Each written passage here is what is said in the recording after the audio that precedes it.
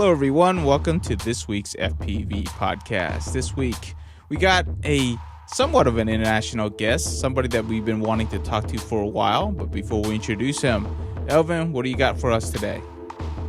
Okay, listen, I right now, I want to say this, and I'm just going to take a minute.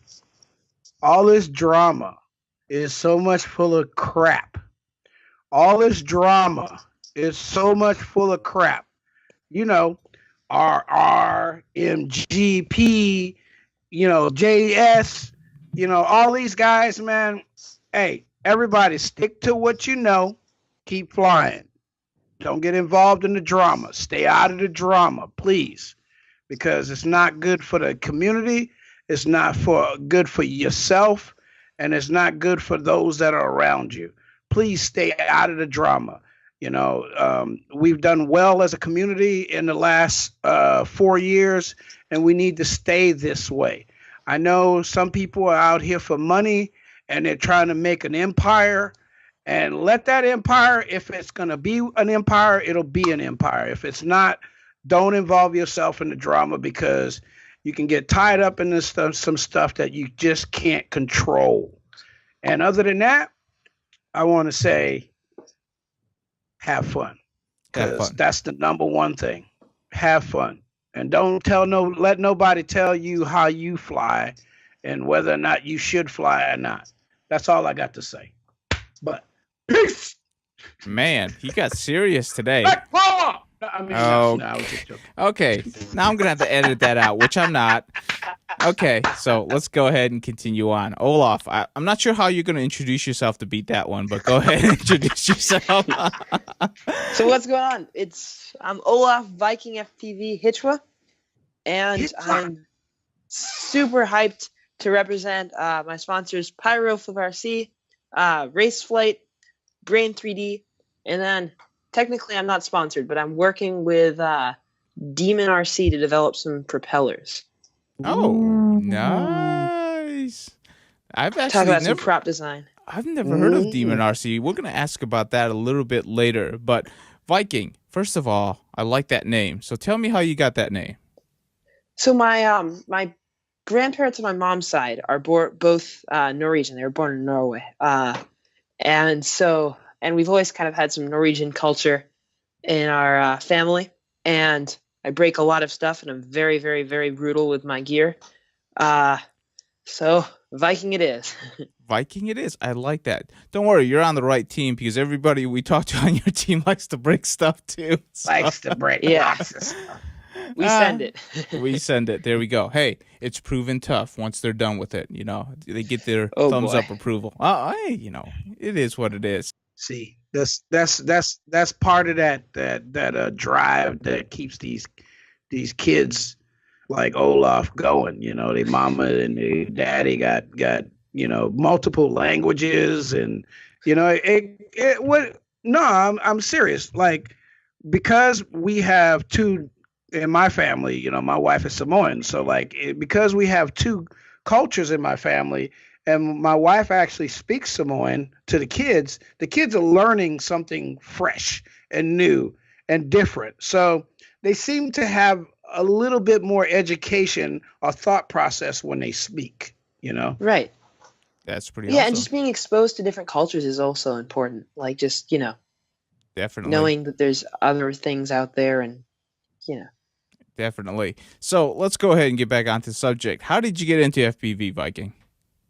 Well, someone cursed me with a toy helicopter in 2013 or something. Mm-hmm. Or no, before, 2012. And those were super addicting. I got as many as I could of the, air hogs, coaxial toy helicopters. And then I want to sling a little more serious, so I got into some blade helicopters. I went up the blade lineup in terms of micros until I got to a 130X. I did some very, very, very mild 3D, like a couple flips. And I saw the racing video in France through the forest on YouTube, the Star Wars thing. And I'm like, I have to get it. So for Christmas, in 2014.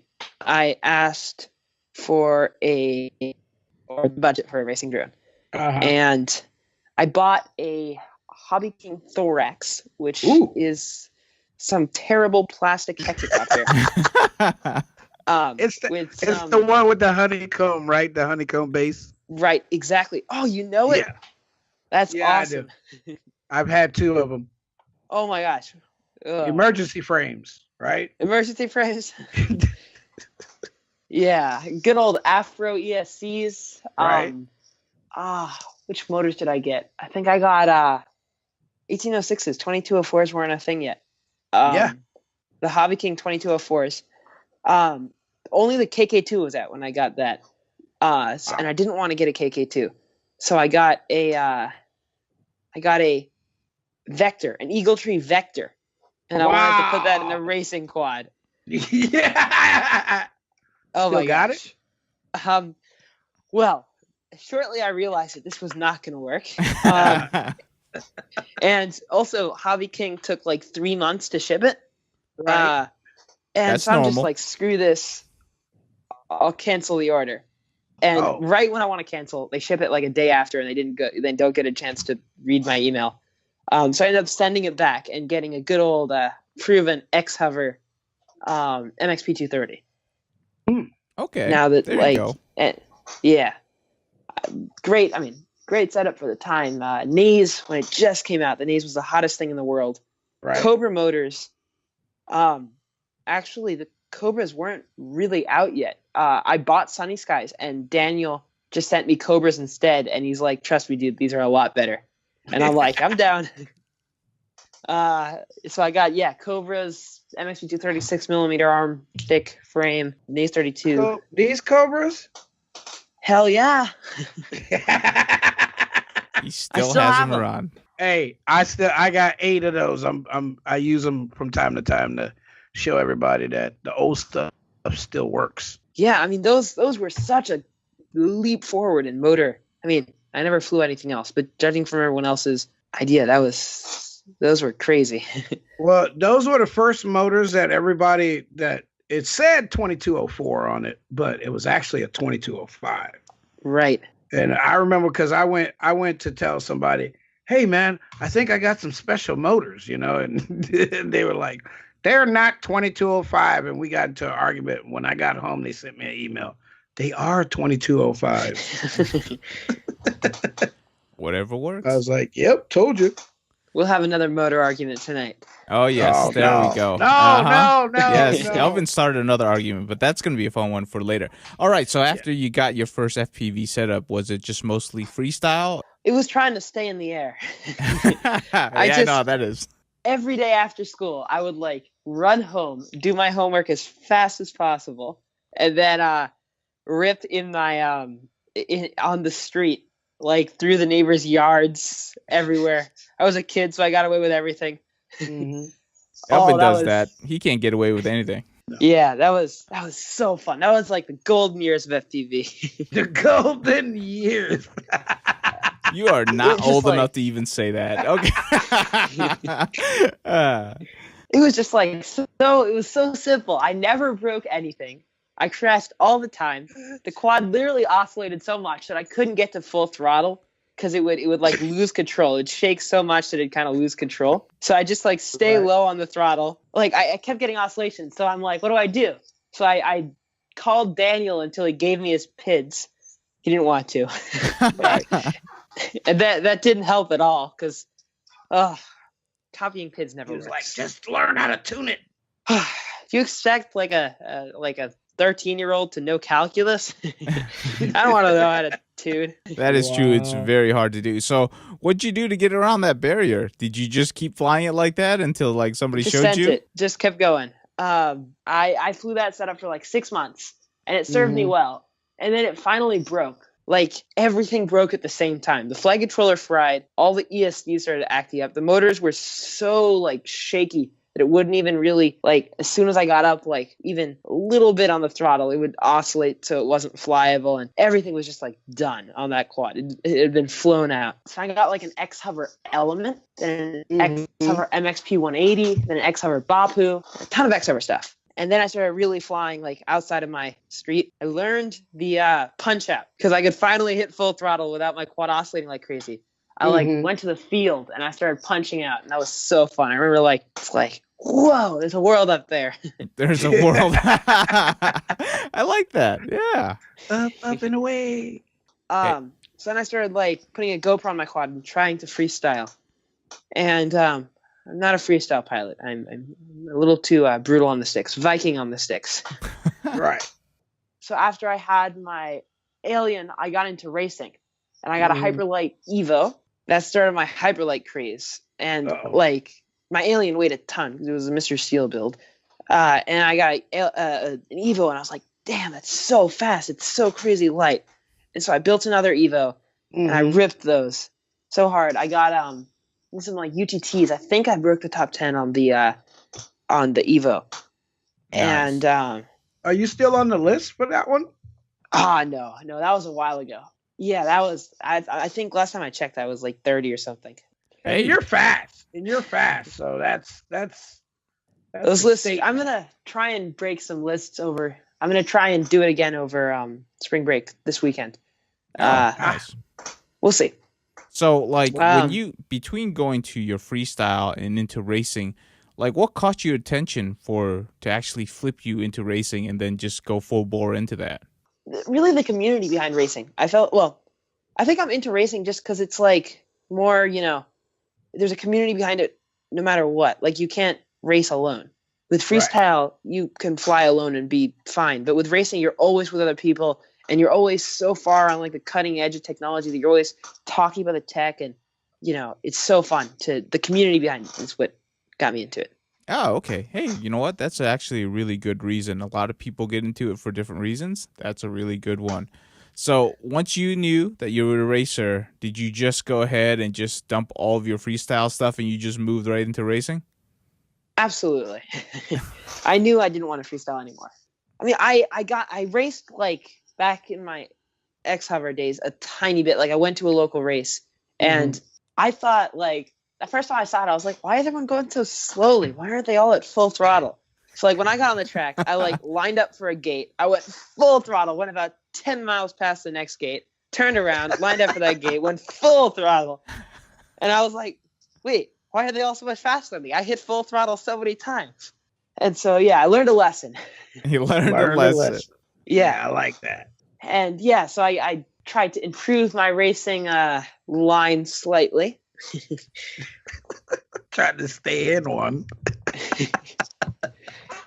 So as you improved on your racing, what was it that, obviously you belong to a team now. So kind of like tell us the story of how that occurred, going from just wanting to race to being on a team and then really being able to go to some really large events.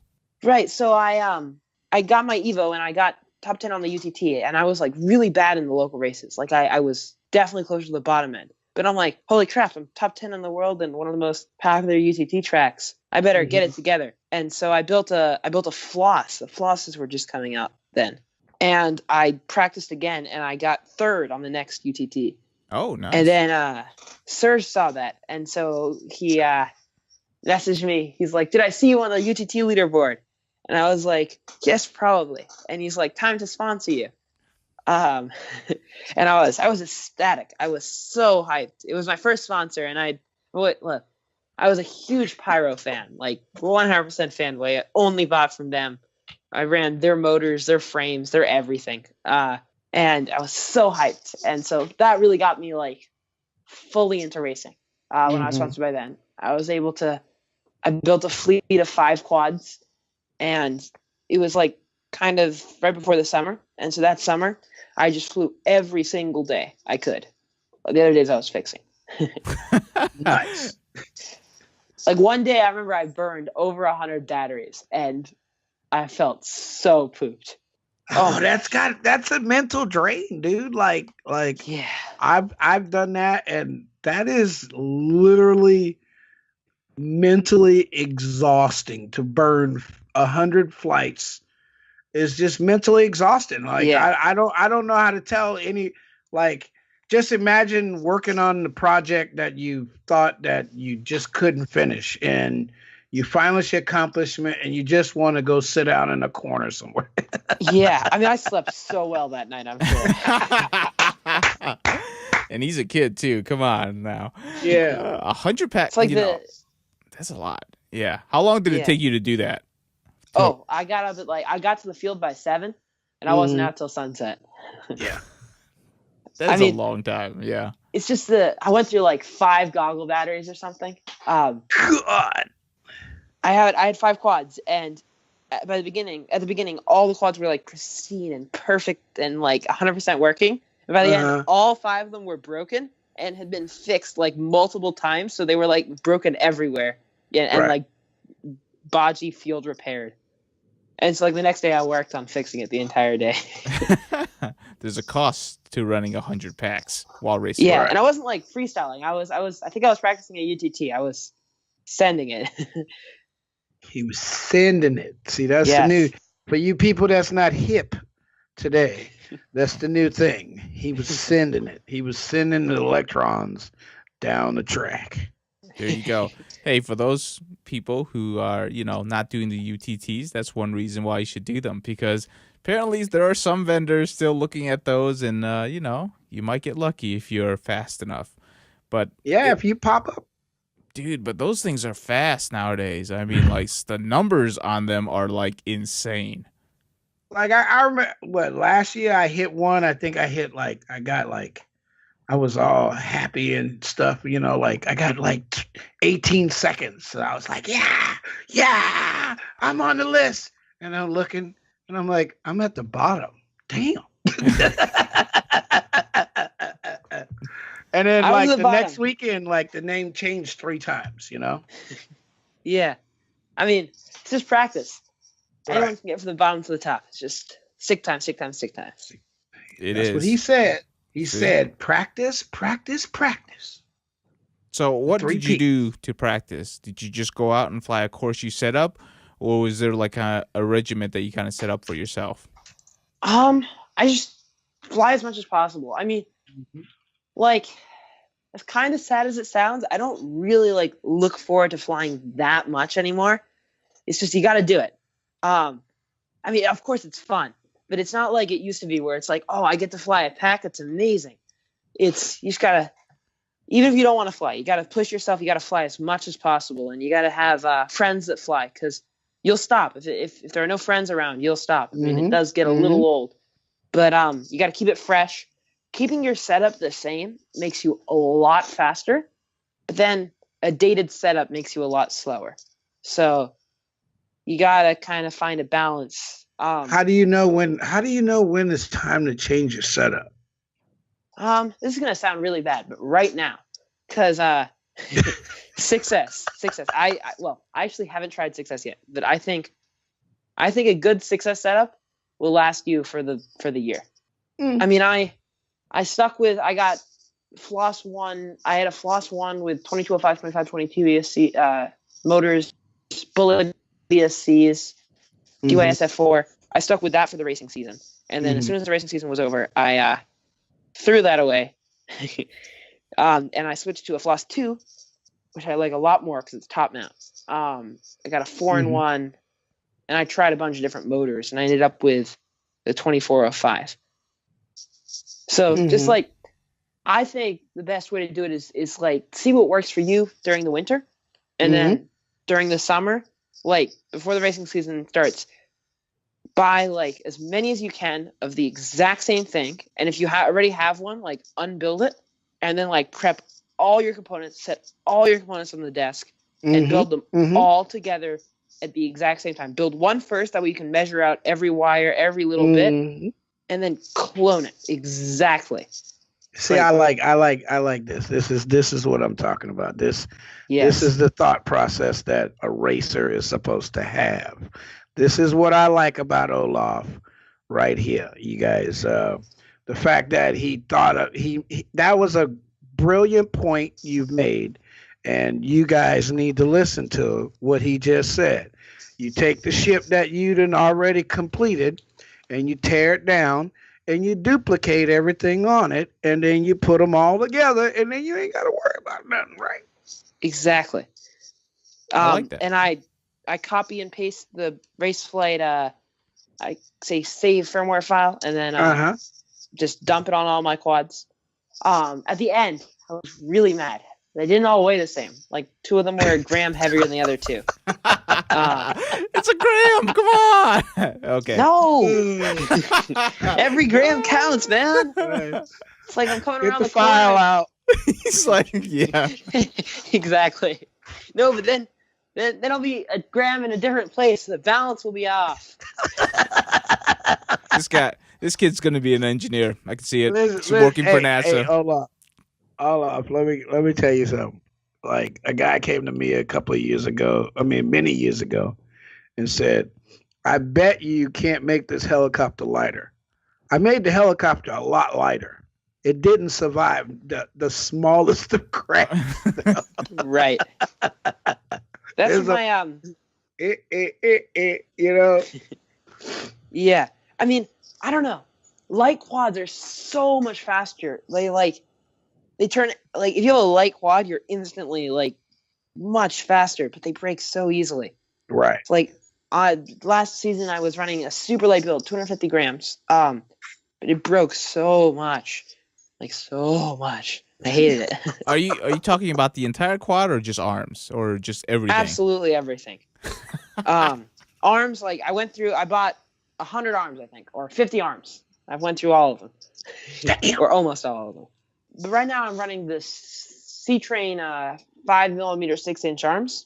They will break when you full throttle 6S 2522 kV into a metal pole, but I don't think they break normally. Yeah, that's pretty good. But 5mm arms, man, those are, that's nothing to talk about. Hold on. So you're going to 6-inch as a racing quad this year on 6S? Is that your spec?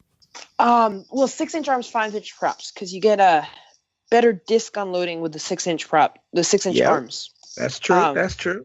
Although I did talk to a person who works for the Navy as a flight engineer, and he said that's a bunch of BS because there's something called retraction with propellers. If you look at, like, the way the air travels in, it goes from, like, the width of the propeller and then it gets thinner.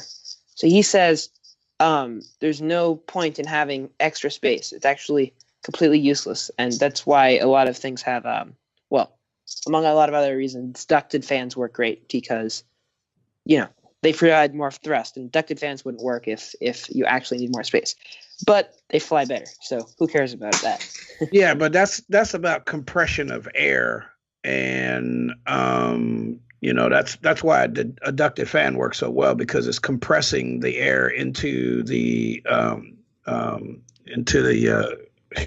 funnel? The name of yeah, basically that's what it is. So it's compressing the air as it passes, and then it's drawing fresh air in. So there's new air going in and out. It's basically, that's one of the theories on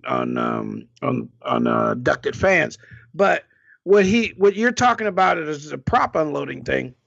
There's also another benefit, right? I mean, there's also another benefit of going to a 6-inch arm and running a 5-inch prop, is you actually are moving the motors further apart from each other, which means each prop gets new, fresh air and not carrying over the turbulence from the first prop. Absolutely. Yeah, I guess. Yeah.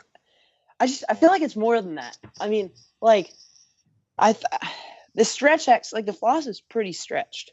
Like, the 6-inch quad, you gotta feel it. It's like, the first time I flew it, I was like, but now I really like it. It's so smooth, but everyone says smooth for everything. It just tracks.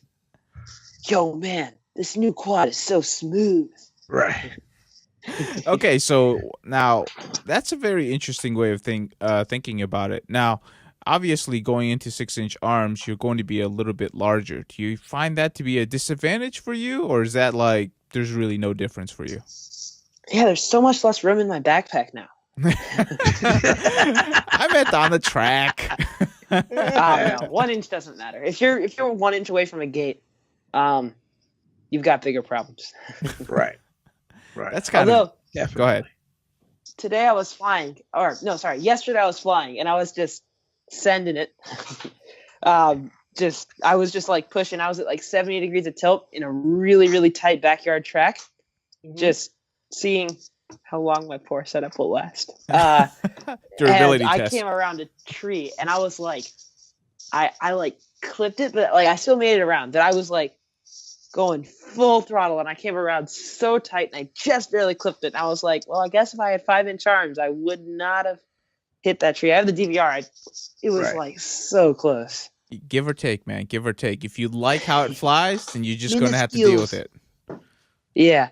But I don't know. I think most of the times when you crash, that 1 inch isn't going to save you. No. That's true, actually. Okay, so obviously, go ahead. So obviously, you went ahead and tested it out with Success Setup, and you just told us recently you bought a whole bunch of motors, and Elvin was giving you trouble about them because he thinks it could be bad. tell us about your motors. Hey, they trying to tie me up into something. No, Olaf, you gotta back me up. You gotta back me up. Hey, wait! I'll defend myself. Hey, wait a minute! They tried to lock me in the corner, y'all. No, I ain't got nothing to say bad about no motor. So I was so excited about my motors, and then Elvin came in and he told me, "Your motors are the worst motors in the world. You shouldn't have bought them. They're a complete waste of money." That's all right. So this kid gonna disappear the next time we go to the caves. This kid, they're not gonna find him. You're fine. I got 10 motors going to you. I got 10 motors coming. He said they were decent. He said they were decent. Come on, man. Hey, decent mean they're good. They're good motors. Okay, they're good motors. Okay, so tell us why you went ahead and decided to go to a Success Setup and why you chose these motors. Well, the real reason was because I chose the decent motors. It was just to get Corey Yates off my back. 4S works fine. It's just Corey. Oh, that's no, funny. I'm kidding. I ran a Thunder Power 1600 flat in a minute, racing, not just at full throttle, just like actual racing. Then I realized there's no way this is gonna work. That's true. Yeah, so I bought some Success motors, and I'm really hoping it's going to fix the efficiency thing. But I was a big, almost Success hater, to be honest, because motor efficiency goes up with KV up until around 3,200 KV, according to the sorry, I don't know how to pronounce his name, but the person who designed the Finex motor and the Brother Hobby motors that got stolen, like the design. So he said the gram per watt efficiency will go up with KV. And if you look at thrust tests, it makes sense. Like the same T motor, they have some T motors that are like 2200 and 2700. The 2700s are so much, they have so much fewer amps for the same thrust. It's just on the top end, you have more. It's just, you overload. can draw more amps. They call that. What? They call that overload at the top end. Right. Yeah. It's just like the efficiency goes down and you draw a ton of amps at the top. But, I mean, you could always just limit your throttle. So I thought, why would we go to 6S if we're going down in KV? So we're just going to limit our, it's just our efficiency is going to go down. And to be honest, I don't think 6S is more efficient. I just think that we can run bigger batteries because we can't really make an 1800. Battery companies don't like 1800 chemistry is terrible. That's why 1800s aren't very common. Like the C rate on 1800 batteries is awful. So the biggest we can really go is 1500, and that's really not or 1600. But most 1600s are actually 1500s. So we just don't have a big enough battery. So the reason we're going 6S is, to be honest, just so we can, I think, just so people can run a bigger battery, because we're running 1250 or 1300 milliamp hour cells, which is the same as a 1900 4S ish, and I think we're just getting that extra time from those extra cells. Okay, so I got a question for you. Then, do you think that you can run an efficient 4S setup? That I mean, it has been done. So Brain Drain and a couple other guys have found the sweet spot motor, and Brain talks about it a lot. And you're on Team Race Flight, so you can tap that end of the street real quick, so do you think that it's possible to complete one of these big races with a 4S setup, or you just think that the fill in for 6S is just so that you have the power to finish the race instead of being completely I don't know. To be honest, I don't know. I think a tight race 4S will be fine. I mean, the 2405 motors, the Hyperlight 2405 motors, I found are so efficient because they that wide stator is excellent for heat dissipation, and it's also super easy for the flight controller to execute things. So it doesn't have if it wants to change the prop speed to change how the quad is flying, it doesn't have to waste too much juice making that change because it changes so instantly because they're an insanely torquey motor. So I think if you have a really good motor like the 2405, I think you could probably get away with 4S on some tighter tracks. This is if you're disciplined enough to stay away from max amps or max throttle. Yeah, I mean the throttle limit on your Tyrannus is your friend. You shouldn't. At least I use all the power I have. I'm gonna be in the 80 to 90% of my stick if I can. And that's just the efficiency there is awful. Like if you look at thrust tests again, your grams per watt just goes to crap in that last 10%. In the upper is 20% of the throttle, right? Right. And I mean, you're not even getting that much more thrust. You're getting like a couple grams more thrust, and a ton more current is being drawn.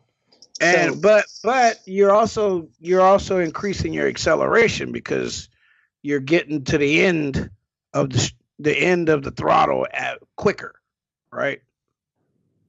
I don't see what you mean. Well, okay, so like even though you're not creating more energy, you're actually getting to the end of the energy level quicker. Right, exactly. So like you're at 80% and you feel like you're going down because like you're dropping altitude. If I punch it to 90 or 100, nothing really happens. Right. I still hit the ground. You still hit the ground. The interesting thing is, if you go 6S and you go above 2,000, obviously you're going to increase in RPMs. If you hit into the 1,700 kV range, really with the additional cells, you're still around the same max RPMs on 4S. Right. And I think that in that argument, it's yes, you're getting extra battery life because you're increasing cells. And a 1400 on 6S will be a higher equivalent on 4S. I'm not going to do the math because I don't know what the math is. It's like a 2200. Like the equal would be somewhere around 1250. A 1250 6S is the same as a 4S 1900. Okay, 1250. Yeah. Okay. Yeah. You're right. Yeah. So, and that's what people run. 1250 is the new thing. 1250 is the new thing? Okay. Well, I didn't know that. That's what I heard. That's Yep. Okay, who makes the 1250? Pulse. The Pulse 1250. And, yes. Just plug the Pyro drone. Who cares? Don't say that. Search might be listening. No, I'm kidding. Okay. That's actually now. That was my battery. My your battery is bolts. Okay. Turnigy bolts. Turnigy bolts. Wait, no. Oh, I had some bolts. I did so badly. See, look, these work great. You are so funny. All right. Channy Dan special. Yeah, there you go. So now tell me something. Are you actually going to be tempted to go up in KV once you get these? Because obviously you bought a lot of them. And, I've already talked to a few racers. They're sticking to their 2000s, some of them 2200s. Ooh, those are crazy racers. I don't know. I flew some 25, like I said, 25, 22 kV 6S yesterday. And I was flying from the car. And we were going like 65-ish. And I just side by side, I blipped the throttle and I am out of there. I mean, that thing is going like 100 and something. I like over 100 mile an hour top speed, way over 100, easy. I don't think there's anyone that's fast enough in the world to deal with more than maybe 1922 kV 6S. I think going faster is just, I think as, FPV guys, we're attracted to full throttle and max speed and all that. That, to be honest, racing is one in the line. Racing is one in being smooth. And so, we all want a ton of power, and we all think we're going to be faster with that, higher kV, higher cell, but I think 1722 is where it's at. Okay, there we go. I've said that is the proper throttle range for the proper 6S setup, 1700 kV. Even though he said they were terrible motors. I did not say that. Stop lying. You heard it, folks. Elvin Wilson, terrible motors, 2018. Copyright. We're kidding, Elvin. Yeah, we're kidding. With duct tape around it. Wait, what motors are better than Brother Hobby? I don't know. T-motor fan? I don't have none. Brother Hobby is a pain to deal with, but they have the best products. They have durable products. I will give you that. Their products, I have seen them beat the hell and back, and they're still working. I'm like, wow, that's pretty amazing. But Y is one of those T-motor guys, Hey, be quiet. The T-motor guys. You gotta decide between Vivian, is that her name? The T-motor lady? Yep, Vivian. Jack. One of them. He knows her. I represent Jack. Vivian. How you doing? You represent Jack. Okay, there we go. I'm going to tell Vivian that. It's like, Vivian, you got to get Olaf on your team. You got to get Team Olaf over here. No. I'm Team Jack for sure. I wonder what the team's real names are. She goes by Vivian. I met her in real life. I don't Wait, think really? She told me. Yeah. I'm serious. Oh, interesting. Yeah. She's nice. She's very nice. She actually speaks really good English. Okay, we're getting off subject. Most of them do. Anyway. Okay, so obviously we talked a ton about motors. What about ESCs? What are you doing for ESCs to handle all that extra? What do you like? Bolt. I really, really like the Bolt. Is that the 4-in-1s? Yep, the Raceway Bolt 4-in-1. Yes. More okay. shameless plugging. Right. More shameless. So ESCs, there's a ton of bull crap around ESCs. The way I look at ESCs, it's pretty simple. So there's 2 or 3 factories that make ESCs. And the factory doesn't really matter that much. Each factory has their own engineer. And there are only a couple types of FETs, which are the component that actually does the main work, the switching. Right. So you can look at an ESC, and there are only 3 types of FETs. There's 2 smaller types that are small, the ones that the Hobby Wing use. Just MOSFETs? Yes. Yep, they're all MOSFETs. And then ESCs like the Bolt use larger FETs. So you want to get an ESC with the larger FETs. Right. And that determines your amp rating. So throw the amp rating out of the window. The larger FETs, it's either small FETs, low amp rating, large FETs, high amp rating. And that's normal. And so there's no bullcrap like the HGLRC 60 amp ESC. That's not a 60 amp ESC. That ESC uses small FETs. That's a 20 amp ESC. The Bolt, 50 amps. No, it's probably big FETs, so probably 30 amps maybe. But a lot. Don't go too far. A lot of things will seem that it runs more current because the shorter distance. That's all it is.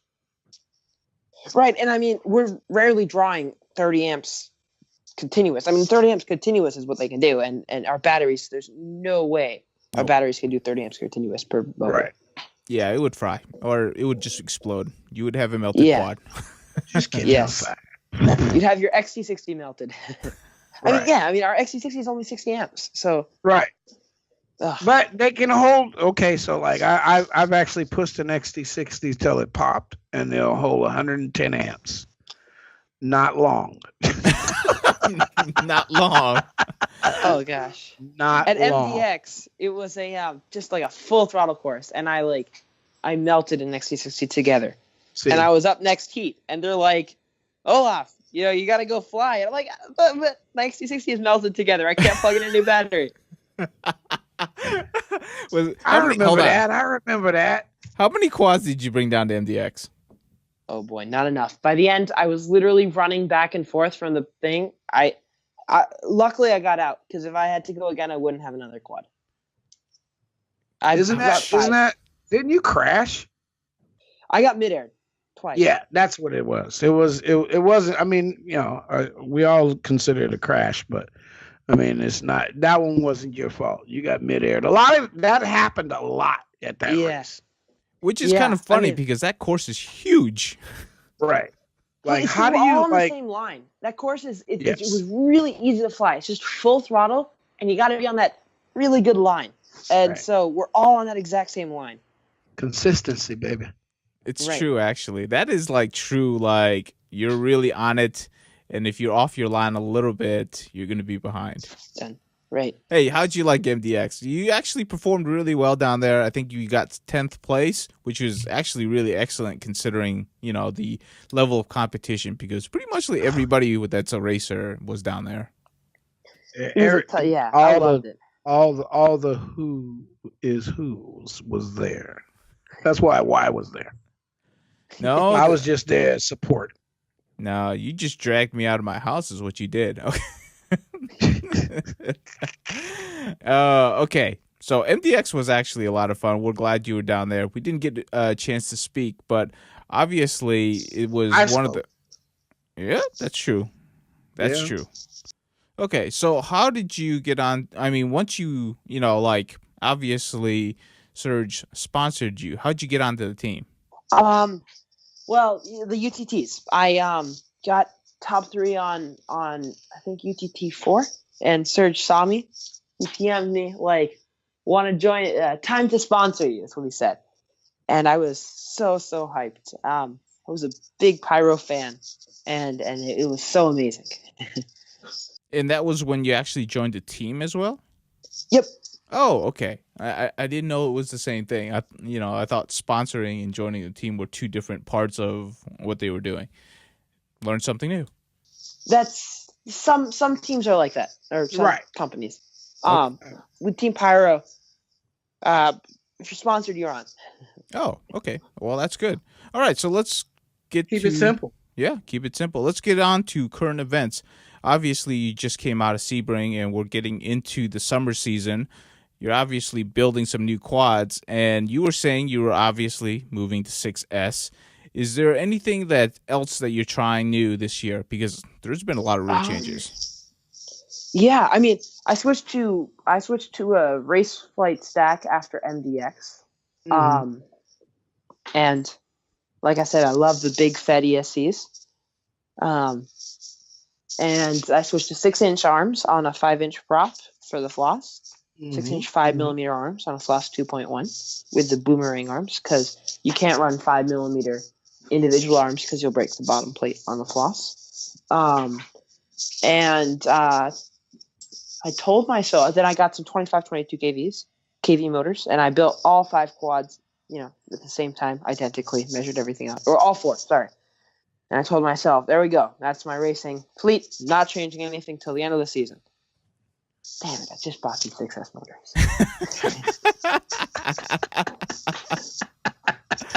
So much for discipline, huh? It's like right out the window. Yep. Oh my gosh. It worked last year. I thought I could do it. But So you're going to try these motors. When are you going to actually... You actually bought a lot of motors for somebody who hasn't tried the motors. What are you going to do if you actually don't like them? Are you just going to go back to the 22s? I can get you a good price on them. Want to buy them? Elvin's near you. I'm actually looking at motors right now. Okay. Definitely go with Brother Hobby Motors. So what's better? I didn't say nothing. Brother Hobby Motors are pretty good, actually. I agree with you. I completely agree with you. I agree too. It's just they seem to be the one outside my price range. So. Yeah, they are a bit pricey. Yeah. Now, what like T motors? Those are the motors I would love to have. T motor. Woof. Hey, I just want you to know I have not bought a new motor in probably over 7 months because I actually take care of. Well, actually, I don't fly enough to actually break them. That's why. That's a different story. You take care of your stuff? Take care of my What? stuff. I have retired as a racer, and I find my stuff lasts a whole lot longer. Dude, I'm still running my 2205 2300 kV red bottoms. See, you guys are telling me you don't fly at 70 degrees into everything? Into everything. I do. I full do. throttle? I do. Oh, you do? Don't get me wrong. I do. Usually, hey, Olaf, let me tell you something. Here's one of those things that I found out the other day. Like when I'm racing with the guys around here and we're doing local stuff, and I'm usually like the laps, like when you hit a counter goes off, you hit 14, 13, 12, 11, and then I hit 18 when I go through. And I hit 14, 12, 11, and then I hit 18.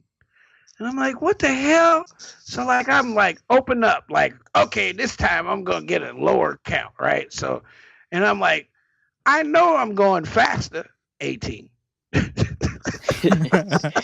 Just slow down, tighten your line. I'm like, there's no way I can like just for some reason I just don't do as well.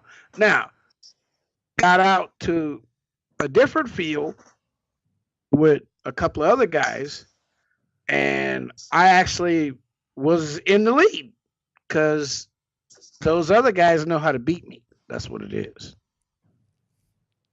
You know what I'm saying? They know Elvin's weakness. They know Elvin's weakness. They're like catch him on the corners. That's where you got to catch him. It is what it is. Yeah. Mind games. Mind games. Little mind game. All right, so going into 2018, Olaf, or Viking FPV, whichever you prefer, what are your goals for 2018? Racing season's just around the corner. Consistency, and I think I want to learn. Like, I used to be a low tilt fan, but I think I want to switch to send it tilt. I think I want to switch to 70 degrees, and because I mean, all the really cool pilots on Team Pyro run it, like Evan, Andy, Alex, John. They're all running 70 degrees, which is insane. What's the other thing that you have to do when you run the 70 degree tilt? Run 6S.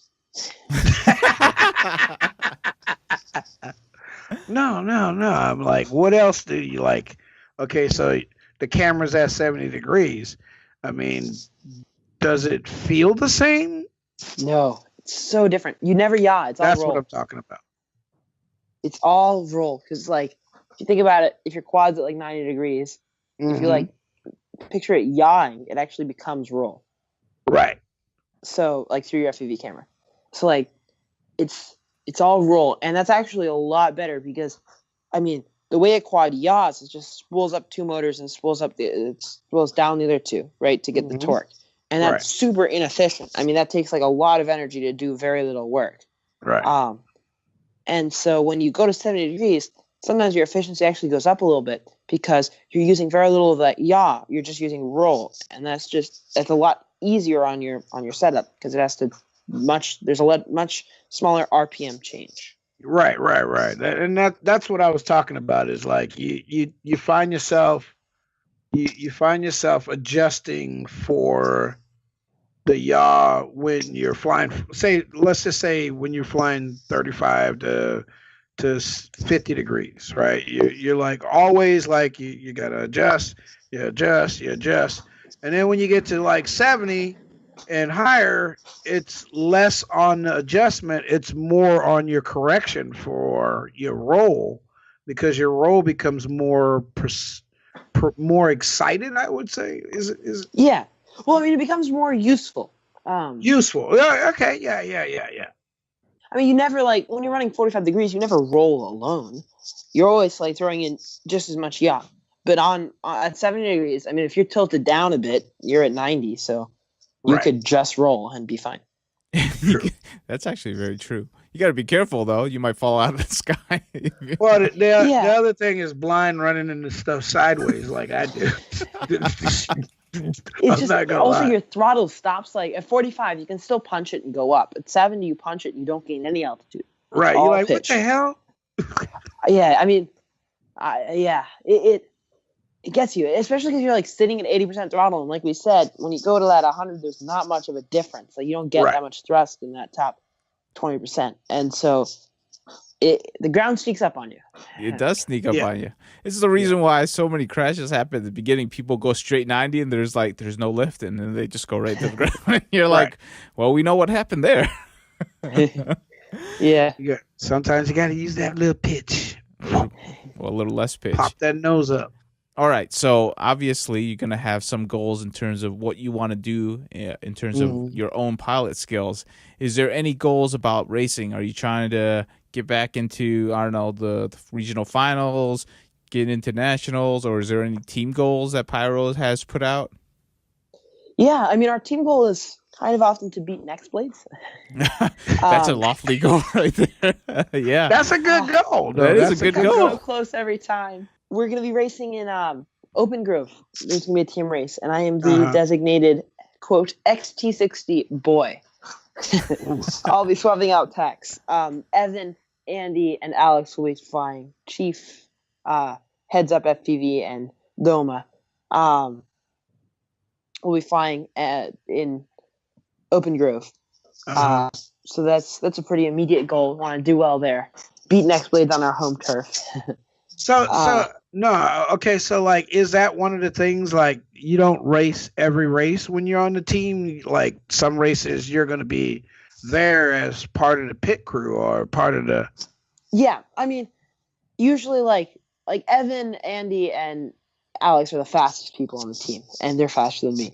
So we consider everything. We consider speed. We consider how many times. I mean, I raced on the team at Muncie last year, and I just raced in Vegas at the XDC event. And so it's my turn to take a break anyway, and the other pilots are faster than me, so definitely pit boy. Oh, okay. Hey, there's nothing wrong with that. I don't disagree with that. I believe that, everybody has their talent, and some races you're going to be better than someone else, and vice versa. Right. Yeah, definitely. So everybody can have a bad day, right? Right. Oh yeah. I have multiple bad days. That's just life, though. Hey, you know what? Every I'm day glad I you wake brought up up. a bad day. I'm glad you brought up XDC. What did you think of the event there? You're actually the first person we talked to about that. Really, really, really tight. You can't mess up at all. Evan still flew it at 70 degrees of tilt. Evan's crazy. Oh my gosh. I like we were all watching him in DVR, and we all wanted to tell him to slow down because no human could ever fly that fast. Right. But he never crashed, so we never told him to slow down. Yeah. That's crazy. It's crazy. That is Don't give crazy. negative info. Do not give the pilot negative info. But that's Yeah, crazy though, because we saw the XDC track, and we always know light tracks are very complex, very gate-driven tracks, and to fly that at next level though. Yeah, to fly that at 70 degrees and not mess up, it's like that's difficult. I mean, he messed up a little bit, but he crashed. Like something wrong with him. That's what it is with Evan. Okay, you guys. Nobody knows, but like Evan's parents, they're both doctors. The boy got a little chip in the back of his head. They reprogram him every night before he go to bed. That's what the hell it is. First it was motors, now it's people's chips in the heads. Evan likes Brother Hobby Motors. Evan likes See? Brother Hobby Motors, but the not indecent ones. We're only kidding, Elvin. Come on. Wait, did you We just know. say not decent? I think we got it. I did. I said the non-decent ones. Ooh. That wasn't bad. That was good. Okay, That's- no, wait, we didn't take it that way. We didn't take it that way. Oh, Okay, let's go ahead and start wrapping up. Obviously, okay. I know. It is what it is, Elvin. We just like to tease you today. Is there any questions you want to ask Olaf before I wrap this up? Come on. Hey, Olaf. Okay, so like one of the things is I want to ask you is, so what's it like to be Olaf? You know, one of the top pilots in the world, you know, on Team Pyro Flip, you know, the with some of the fastest pilots in the world, you know, like, do you ever look in the mirror and just like beat on your chest like, look, it's me. Yeah. No, I want to know what it's like to be Evan. Hey, yeah, there we go. Like, I'm on a team. I told you it's reprogramming at 9:30. I'm on like, I feel like I'm you know, I'm on like one of the fastest teams on the world, and I'm like kind of on like the bottom end. I mean, like Team Racelight and Team Pyro are two crazy fast teams, and it's like I'm next to all these amazing pilots, like, you know, Captain Vanover, Night Fury, all these amazing pilots, and it's awesome. It's awesome to be on a team with them. And yeah, I mean, I live a very normal life. I go to school, do a lot of work at school, do a lot of homework, and then claws on the side. What's your favorite class? Aerospace engineering. See, I'm telling you, he's going to be an engineer. He's going to work for NASA, the Air Force, something. I'm an like engine nerd. I'm an engine nerd. I'm not an engineer.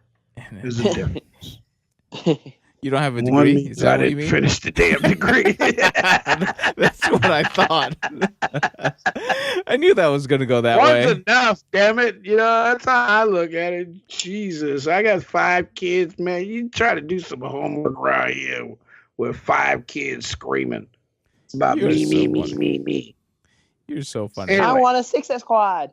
He wants a 6. Yeah. That's not what, you know. Anyway, but all right. Other than that, I would like to say, you know, I've watched you, you know, since MDX. You know, I kind of saw you before that, you know, and I wasn't really paying much attention to you until we went to MDX, and then I saw how well you did there. And you kind of like you said, you got knocked out, and it wasn't your fault, and you were doing well up until that point. And just like Evan kind of lucked out at the end, you know, and came across the finish line.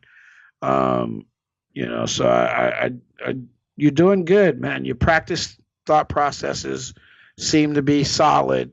You know, you know the fact that that even though you don't want to fly, that you have to make yourself go out and fly. And that's part of being a professional pilot, you know, a professional anything.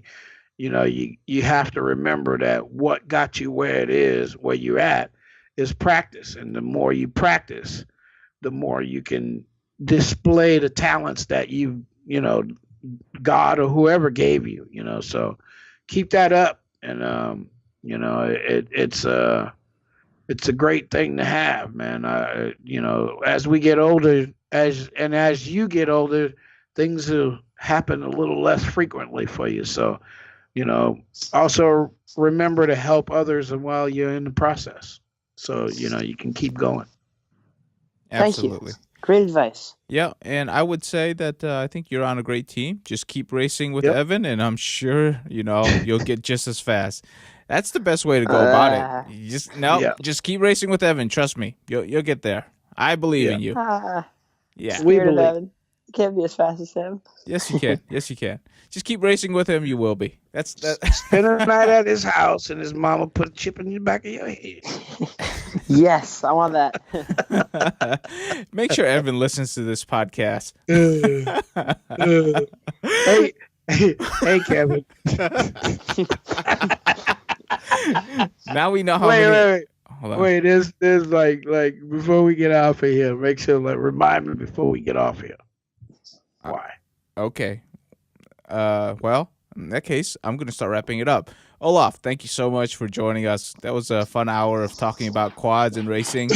And we wish you best of luck in 2018. We definitely want to hear back from you to see how you're progressing along, especially since you're on one of the most recognized teams. And now we're going to watch out to see when you guys beat Team Next Blade.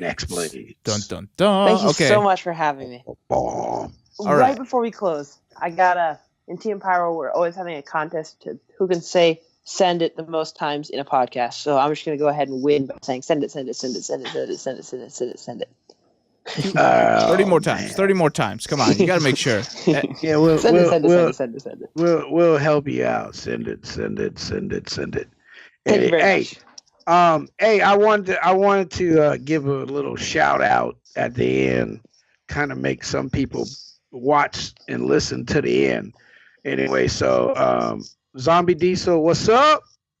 Jeff Bates, my homie Hover, and Aaron Bumpy Fly, what's up?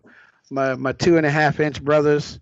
We run 2.5 inch and we run proud, and my hand is big. Hey, you forgot Lundy, okay? You forgot Lundy. Hey, Lundy. Yeah, Lundy. But hey, boys, Daddy coming to get them with them big 1108s. Yo. He's still slow. All right, Olaf, Viking FPV. Tell us where we can find you on the internet. What's your social media accounts? Olaf Hichwa on Facebook, at Viking FPV Olaf on Instagram. I really don't do much Instagram. And Viking FPV on YouTube. I always tell myself I need to do more YouTube. More YouTube. All right, so find you on Facebook is what we're hearing. Yeah, that's how I did it. All righty. Thank you so much for coming on, and we will definitely try to count up all the times you said send it because I lost tracks. Me too. Hey, whoever actually no, I'm not going there. Never mind. No giveaways. No more giveaways. I already do enough giveaways. Hey! Don't forget our patrons. Those people that are out doing patrons, we give away stuff once a month. With our patrons, we give away 3 items. You guys hit that up. Come check us out. $1, $2. It all counts. It helps us do what we do, because none of this stuff is free. None of this. And I'm going to say it like it is. None of this shit is free. My cable bill is $220 a month. What's yours, Mike? 200? I don't know. I have no clue, actually. It's probably like 150. I don't have cable, though. I don't have kids. I don't have to worry about that. All right. We are done for the week. You keep talking. Thank you so much.